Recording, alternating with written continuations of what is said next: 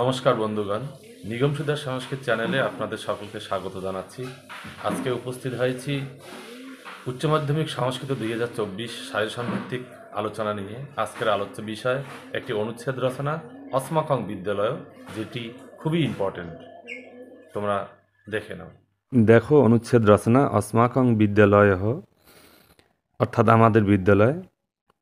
আজকের এই অনুচ্ছেদ রচনাটি 10টি বাক্যে সাজানো হয়েছে। আমি উচ্চারণ করে দিচ্ছি এবং সেই সঙ্গে অর্থ করে দিচ্ছি, তোমরা ভালো করে দেখে নাও। अस्माकं विद्यालयः কোচবিহার জিলায়াং ভবানীপ্রসাদः ইতি গ্রামে অবস্থিতः। আমাদের বিদ্যালয় কোচবিহার জেলায় ভবানীপ্রসাদ গ্রামে অবস্থিত। তোমরা এখানে জেলার নাম এবং গ্রামের নাম নিজের নিজের দিতে পারো। পরের বাক্য, अस्माकं विद्यालयस्य नाम নয়ারহাট উচ্চ বিদ্যালয়ः ইতি। আমাদের বিদ্যালয়ের নাম নয়ারহাট উচ্চ বিদ্যালয়। অস্য বিদ্যালয়স্য পরিবেশः অতীব মনোহরः। এই বিদ্যালয়ের পরিবেশ অত্যন্ত মনোহর। পঞ্চবিংশতিः শিক্ষকাः শিক্ষিকাশ্চ अस्मान् পাঠয়ন্তি। 25 জন শিক্ষক শিক্ষিকা আমাদের পাঠদান করেন। সহস্রাধিকাः ছাত্রাः अस्मिन् বিদ্যালয়ে পঠন্তি।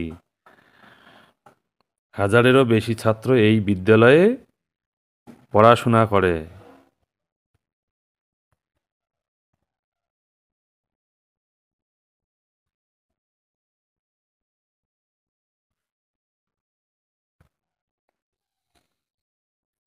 বিদ্যালয়স্য প্রাঙ্গণে একং বিস্তৃতং ক্রীড়াক্ষেত্রং अस्ति। বিদ্যালয়ের প্রাঙ্গণে একটি বিস্তৃত খেলার মাঠ আছে।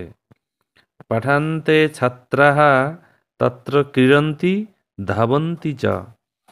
পাঠের শেষে ছাত্ররা সেখানে খেলাধুলা করে এবং দৌড়দৌড়ি করে।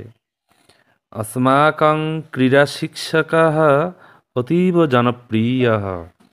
আমাদের খেলার শিক্ষক অত্যন্ত জনপ্রিয়। সযত্নং अस्मभ्यं ক্রীড়াশিক্ষাং দদাতি। তিনি অত্যন্ত যত্নের সঙ্গে খেলা শিক্ষা দান করেন। অতঃ अस्माकं বিদ্যালয়ः মম অতীব প্রিয়ः। তাই আমাদের বিদ্যালয় আমার কাছে অত্যন্ত প্রিয়। যা হোক বন্ধুরা, তোমাদের যদি এই আলোচনা ভালো লেগে থাকে তাহলে অবশ্যই লাইক, কমেন্ট এবং শেয়ার করবেন। ধন্যবাদ।